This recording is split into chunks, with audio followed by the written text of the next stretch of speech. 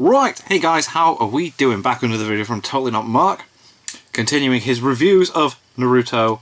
This is part 8, and it is the Pain's Assault on Konoha, and this is going to be absolutely freaking awesome. Can't wait to see what he thinks of it. And I think when I read the description of the original video as well, that he actually watched the animated version as well, because I feel like that's a very talked about part.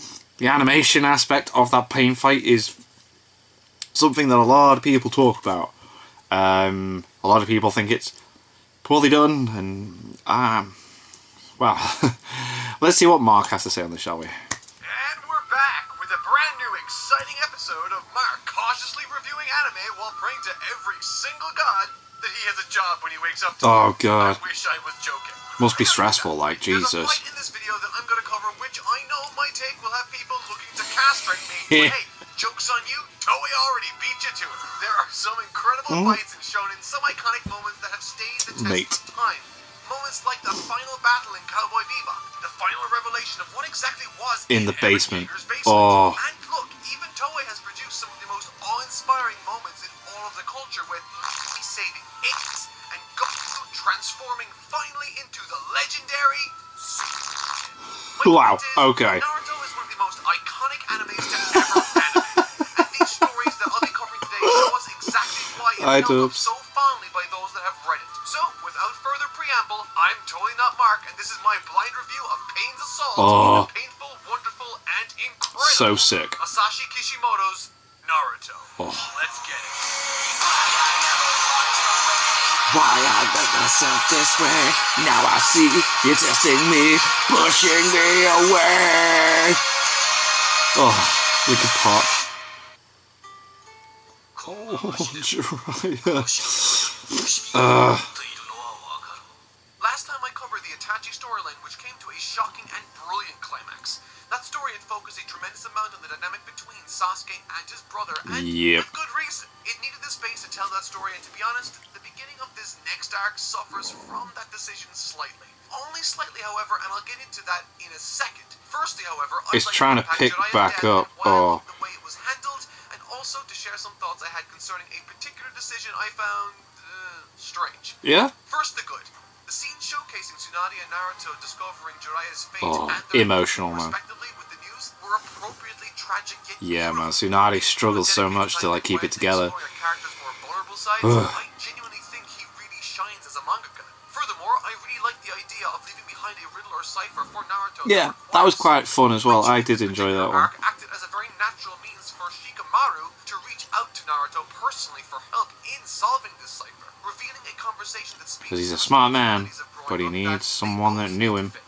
Shonen as a genre is always dealing with and concerning itself with children coming of age, but there isn't normally a dedication to what one should do once those years are over and where they need to find fulfillment in that part of their lives. Having turned 30 recently, I found myself resonating with that don't, message Mark, a lot. don't. That drive to mentor the next I'm gonna hit 35 this year. being the snot-nosed little kids, as he calls it. In other words, it's time to grow up and to stop sulking. But we like to sulk. It's easier than dealing with it. Once you get over a certain age, that it's all downhill from there. When in actuality, it's all about perspective. Oh But yeah, hey, what definitely. do I know? I'm just an old man. Anyways, No, you're not. How dare you put that on me? That really spoke to me. There was, however, one aspect to it that, while a technical issue, still didn't really feel convincing to me. As I mentioned, I really like the idea of having to figure out how to decipher this cipher. Yeah. It's a nice mystery to keep us entertained while we deal with the emotional outpouring. Yeah, we got something else going on. Jiraiya. However, when it came to deciphering that code, my first thought when I saw it was, oh, those numbers must refer to page numbers in his Makeout series of books, right? Yeah. But then my second thought was, no, that's dumb.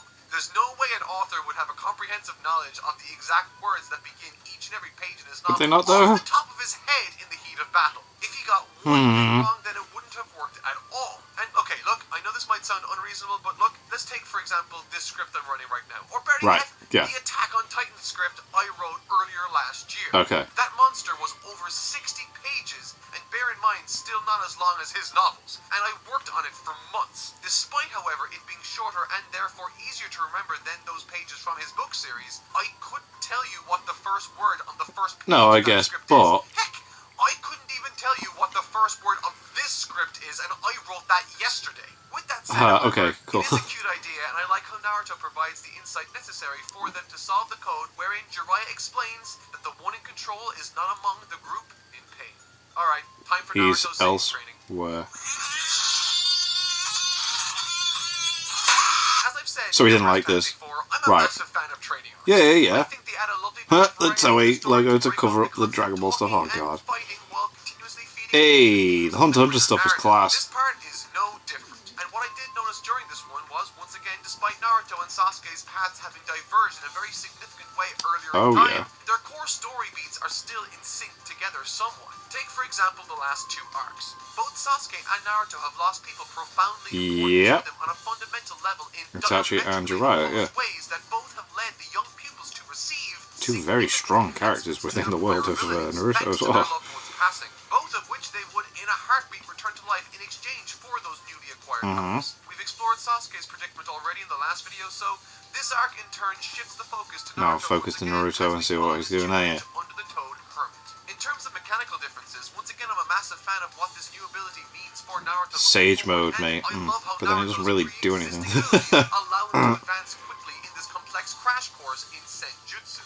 This idea of being able to derive power from nature and the world around him is so cool, and the means with which Naruto concept's class, love it. Yeah. Technique in ways never before seen by even his master speaks to both the past of this series and indeed Naruto as a character himself. Someone that's capable of inventing an option C when someone gives him two options he doesn't agree with. This is a sign of a naive mindset working in a positive fashion.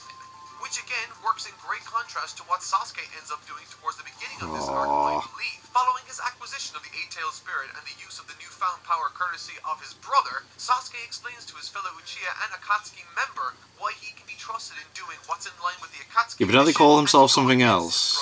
They give themselves a different name, don't they? And to be honest, it reads as pretty juvenile and overly simplistic considering everything he's been through.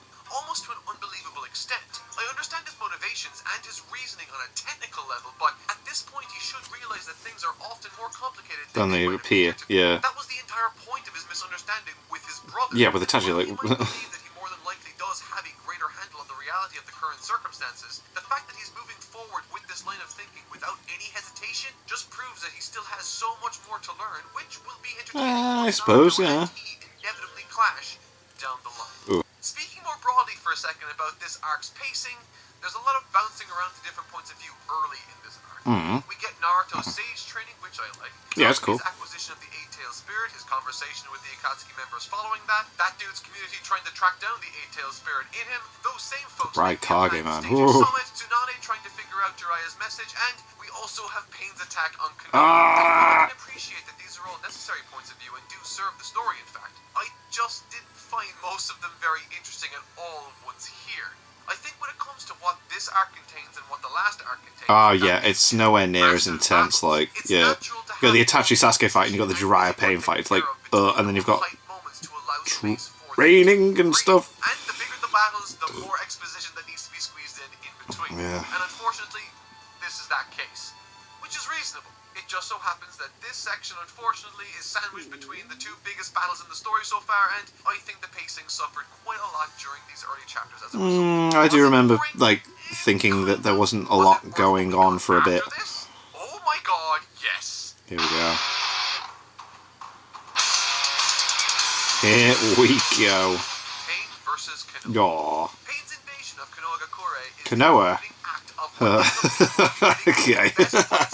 Okay. And maybe because I'm a big fan of Naruto as a Okay. character, but I sincerely enjoy this more than Sasuke versus Come on. Itachi, and I loved that fight. But perhaps it's not... Oh, Kakashi's fight against Pain was sick. Different people fighting to hold the line, waiting for Naruto Hold the to finish his line. training and to save the day. There are tons of moving And then he parts doesn't. to this. Kicking things off with different battles held across the greater village area, the use of strategy and the implementation and acquisition of new information turns all of these fights on their respective heads, with each individual understanding that each encounter could be their last against these monsters, and that if they are going to lose their lives here, they may as well do so while gaining precious intel to help enhance the village's chances of survival. Yeah. And this, unfortunately, applies to everyone, from Konohamaru all the way Konohamaru. to Kakashi. The quick exchange between Pain and Kakashi... When Kakashi learned how Pain's ability works and that was just like, like the one that does the push and the pull. Kakashi is still managing to remain a remarkably resourceful and focused warrior Konoha. strategy is very convincing clones to drag out more intel from the situation regarding pain for the use of others Mate, in so this sick. battle. Furthermore, these more desperate measures serve to act as a tremendously effective means of building tension. I mean, even Kakashi is putting out all the stops and he's struggling. Yeah, he is. But, as That's I what mentioned, makes there it are intense, because you know he's a capable fighter, man. the village with a real sense of dread and hopelessness hanging in the air. Like, he's a, Particularly when Choza is like, thought to a be dead and Hokage Kakashi's candidate put after all this, isn't he? safety in order to allow Choji to relay that message, that intel they gathered back to Go! Tsunade. Once he got there, Tsunade could sense Choza's energy, but no one else's. It's at this point Kishimoto once again leans on his wonderful sensibilities with regards to these more emotional or sentimental moments. Seldom as they are, when they do show up, they really hit their mark. Having grown up being treated as though he was an outsider, despite Pain demanding to know the location of Naruto, despite him threatening everyone's lives, the people of Konoha won't sell out Naruto, as we're reminded of all he's achieved through the eyes of Konoha's citizens. It's a brilliant lens for which to view this part of the battle through, see what Naruto means to them and how far this story has progressed as a result. Speaking of progression, here we go, Konohamaru. That was sick. Alright, I gotta say, that was really sick. Yeah. Getting to see this kid once again speaks to the fostering of this everyone's growing and getting stronger and doing better. Because Naruto, like, helps everyone want to be better. Just this, the Rasengan is a fucking crazy powerful move to Yeah, it pull is. out as a surprise attack. Alright, but okay. Switching gears for a second and checking in with Naruto, Here we go. he's after encountering a small, teeny tiny problem. Due to the fox spirit, unlike Jiraiya, the toads can't rest on his shoulders to facilitate this technique's charge time. Which means, now Naruto is faced with a specific problem unique to him. Without someone on his shoulder to focus that energy on his behalf, he now needs to figure out a way of staying still in combat in order to focus on gathering that energy without getting killed by Pain. Easier said than done, right? And, okay, somewhat troublingly, Pain eventually finds out where Naruto is, after which the unthinkable happens. This is just unreal.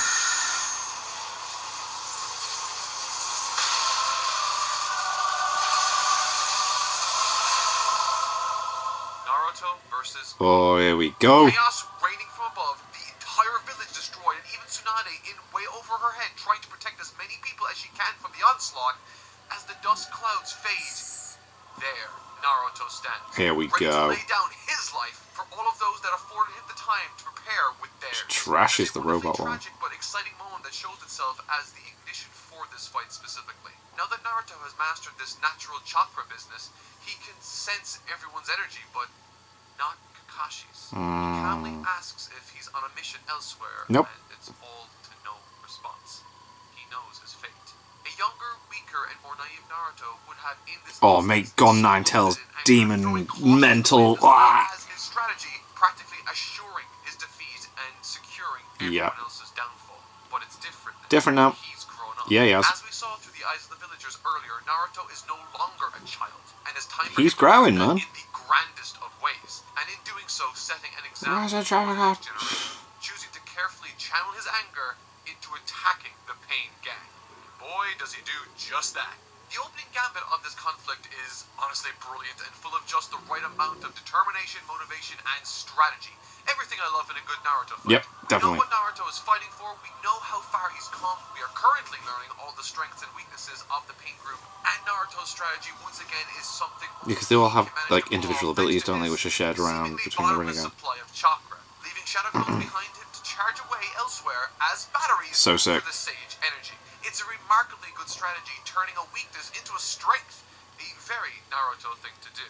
And the best part of this entire opening to this fight is that the guy who has been stealing all the Jinchuriki power from all the folks in the Pain group manages to get a hold of Naruto himself. This would normally be a catastrophic failure on Naruto's part, and while it was a mistake, like always, Naruto finds a way of turning something negative into a positive. Because Naruto needed to be still in order to gather that Sage Jutsu, that wasn't a viable strategy for approaching this battle. He would have been open to attack. However, in that hold with this guy, he can do just that. Stay still, which then led to that Pain guy absorbing too much Sage Jutsu, thus turning him into a frog creature class. because he can't control it. That was such a fucking creative and cool moment with a decent depth of cause and effect. And while it's still fresh in my mind, at this moment in time, it is my favorite switcheroo in the story. So sick. It's like, yeah, you don't see it coming and then, no.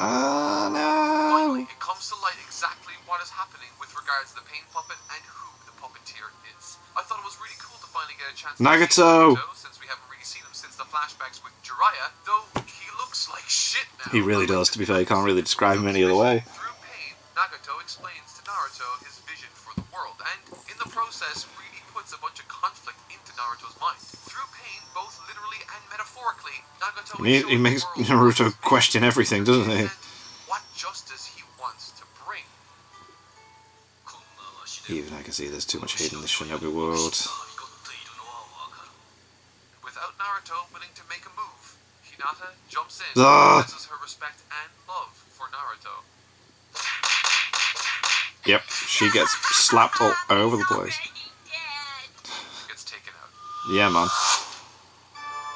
And boy, is that the trigger.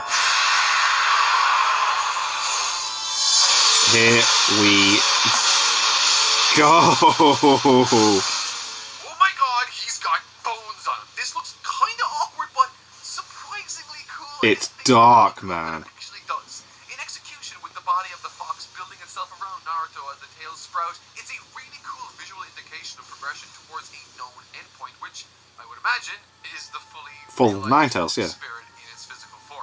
But okay, we finally got to the God, moment this we've looks all been waiting sick. for. The meme fight. Here we go. Okay, I'm gonna switch on my camera for this bit. I'll be talking a lot about animation, and I'm not trusting Japan's copyright laws at this moment in time.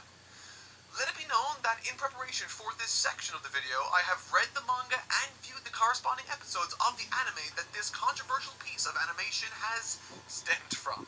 I recognize that I will be attempting to give my personal opinion on a subjective but widely discussed topic on the internet, but You see, for me, I was manga only through Shippuden. So I had no problem with this originally. Is this a good depiction of this fight? There are, of course, those of you out there that think obviously no and obviously yes to that answer. So Yeah, like I was saying, let's take a start this closer video, look. that there's a lot of people that What don't makes a like fight this. scene great is multifaceted. Story, animation, artwork, yes, those are two separate things. Pacing, immersiveness, and overall storyboarding or direction of a scene. And interestingly, the animation plays a role in all of these aspects. When it comes to animation quality, I think it's a massively impressive showcase of an animator's skills in that department. The animator in question here that worked on this scene was Shinga Yamashita. And odds are you've seen his work before. He just blocks stuff, doesn't he? Yeah, like... In fact, he's since gone on to direct and composite for other anime. I mean, he has been incredibly successful with the openings of Jujutsu Kaisen. Damn. But that's Jujutsu Kaisen.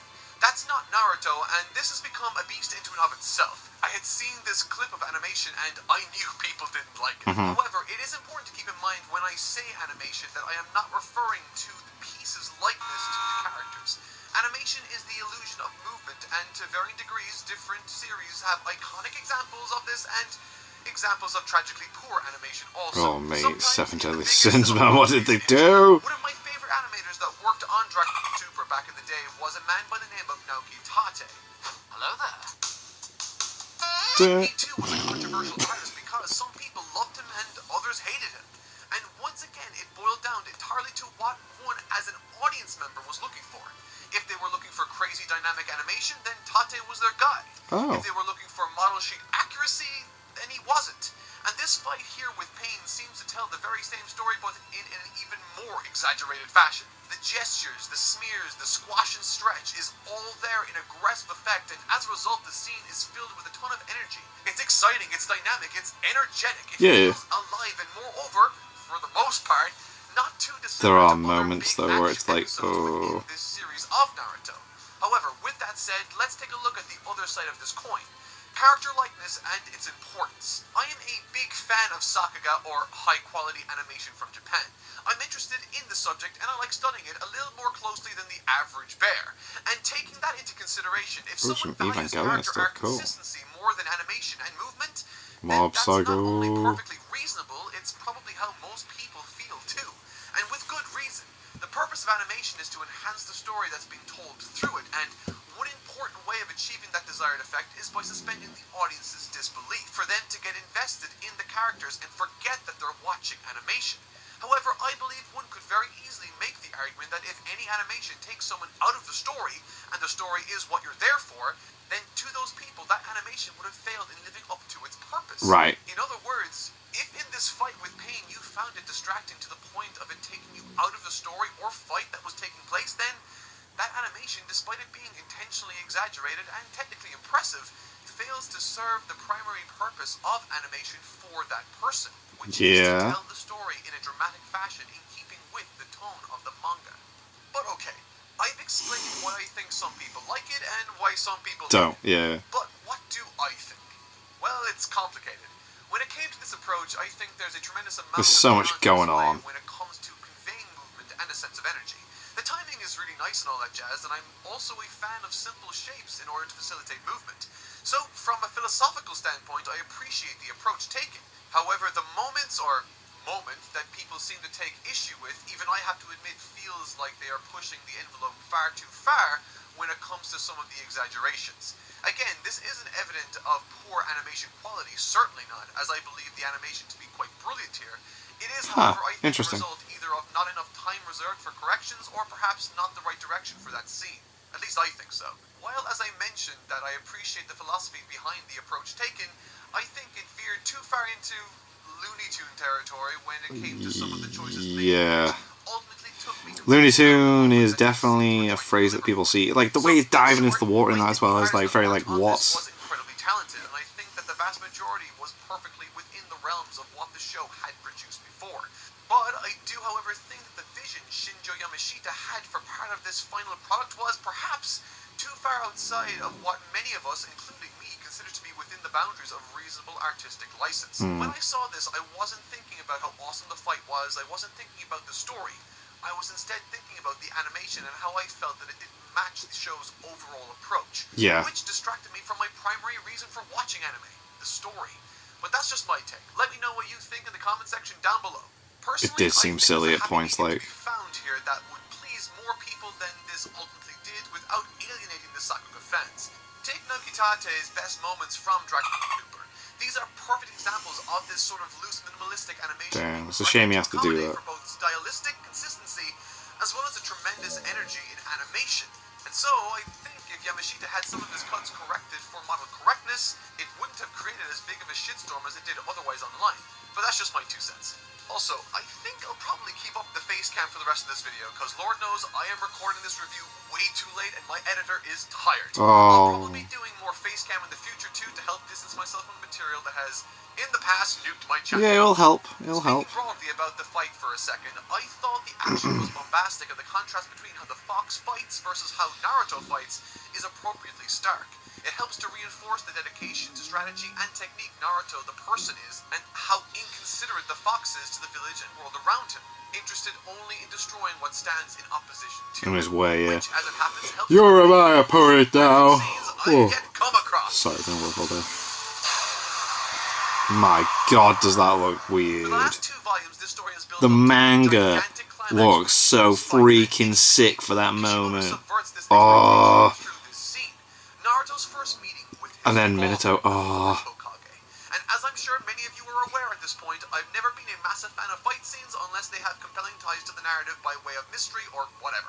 But I am and always have been a massive fan of quiet, introspective moments full of character-rich dialogue. There And we go. that's That's your exactly dad, Naruto. During this encounter, the 4th Hokage is collected, compassionate, and wise, while Naruto is reasonably upset and elated at what he's learned. He physically lashes out at his father before basking momentarily in the fact that he's the 4th Hokage's son, which is again such a Naruto thing to do, particularly during a time where he's made to feel confused and uncertain thanks to pain. He feels like a child. There's a neat conversation about the philosophy surrounding what Naruto is struggling with, what pain has taught him his motivations were, and in response to that, the 4th Hokage explains that where there's love, there will be hate, and the duty of the shinobi is to fight the hatred before it turns into pain and suffering. The 4th tells Naruto that he doesn't know the answer to his problems, but believes that Naruto will find the answer himself, before sealing away the fox spirit and leaving Naruto to return to the battle. The words of encouragement echoing in his ears from Kakashi, Jiraiya, and now his father. He stands with It's a lot. to the It's a challenge lot. that pain presents him, that Nagato presents him. Once again, there are some Here we great go, visuals mate. where the benefits of the Sage technique, even when not in use, become apparent. Thanks to that chakra being used in place of his own natural supply, Naruto's clones explode. Go ahead, lad. Take him down. Which, again, reminds me of the story's beginning when he first used that technique. Yeah, it's very similar. Yeah. What a brilliant move. The climax of this conflict is, instead of action, a conversation. A philosophical conversation wherein Naruto expresses a desire, Nagato explains his pain, and Naruto shows his maturity. Again, something I need to make clear is that my videos aren't a substitute for the original material, so I won't be explaining exactly what's said, but instead giving my impressions on it. But I think right from the beginning, when Naruto expresses that he did not see his defeat of pain as a victory, I thought again that this is another wonderful step towards the theme of maturity for Naruto. But the story also never shied away from the ugliness of hatred.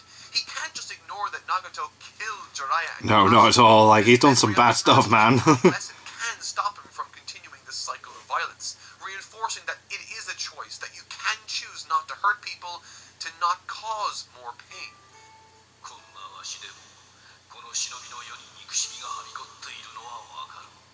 Nagato's backstory was interesting, but a line that stood out to me was this: I will rule this world and make the suffering stop. This is a very naive and overly simplistic view of how the world should be. Yeah, it definitely is. Like, yeah. This arc has been about him accepting his role in becoming an adult, needing to learn patience and to think things through and to prepare the world for the next generation. And in a way, that's exactly what Nagato wants to do too, however, with a lot more purposeful suffering. Jiraiya is quoted as saying, "A person matures, grows up, when you experience pain." And as I'm sure you've noticed, this is a perfect continuation to the themes of growing up and maturity at play here too for Naruto. The situations regarding Nagato and his issues surrounding the illusion of peace for these larger nations following times of bloodshed is a really interesting perspective and a tragically honest experience he and many others have shared. And Naruto doesn't necessarily have any solution for it, other than that he won't give up and he will find a solution to this problem. Admitting that he still hates him, but understands why he is the way that he is, and most importantly, decides not to hurt him. Yeah. Naruto asks for Nagato to believe that he won't harden with pain, to believe that he won't grow resentful or vengeful, that he will earnestly seek out peace in the name of his master and for the good of the world. Where Nagato's pain pushed him to embrace a negative path, Naruto's helped him to embrace. It's gonna be interesting to see what Mark thinks about what Nagato does to bring people back. Like, whether he thinks it's a bit of a weird move or. However, after hearing his story, Naruto can use his own life experiences, his own pain to empathize and sympathize with Nagato, much the same way he did with Gaara during the Chunin exams. Thus avoiding conflict, Naruto's pain was a source of peace in this instant. This manages to reach Nagato, and while this ending might feel much like Nagato's thoughts on the matter, a little overly simplistic, as a set of lessons to live by, I think there's some great stuff here that's all rooted in Naruto as he exists as a character. I'm not sure I'm a massive fan of the resurrecting of Shinobi Here we go. people who died during the battle, as it does remove a lot of the consequences and fallout from this arc, but is it worth it for when Naruto arrives back at Konoha to a hero's welcome? Yeah. I think absolutely. Yeah. The lonely boy that Kakashi, man. And he saw his dad. Is now the hero of his village, a beloved member of the society who is now armed with a new perspective from which to better understand Sasuke, who he seems to be destined to collide with very soon. How will this pan out? I don't know, but if the off notes are anything to go by, or these volumes that are slowly dwindling behind me are any indication, it's that we are quickly heading for the home stretch. Will it be good? Will I like it? I don't know, probably. It's boss. But if you do want to continue with me on this journey, please consider subscribing. It costs nothing and means the world to myself and my team. But that'll do it for this week. I've been Totally Not Mark. I'll see you all next week, and thank you so much for watching. Boom.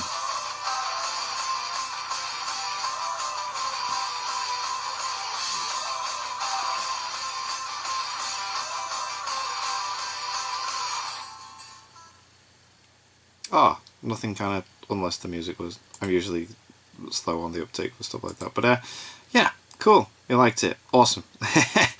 Yeah, the Pain Assault I remember really liking, but like he said, it's a bit difficult like building up to it after you had like the Sasuke Itachi fight and the Jiraiya Pain fight and all that emotional stuff go on, and then it's a training arc, and then, but yeah, boss saga, boss part of the story, and yeah, I'm glad he's still doing these, and I'll be checking these out until the end. I wonder if he's going to do Naruto. He might do, who knows. But anyway, thank you to my patrons. If you want to have your name at the end of every video, I upload a link in the description of the Patreon page. $1 a month is all I ask to help support the channel. It's greatly appreciated. Thank you guys so much for that. And thank you all for watching. What do you guys think of that? What do you guys think of this? Click like, subscribe if you haven't already. Leave comments down below. Then we know I should watch us in future videos. And I'll see you guys, all you guys, next time.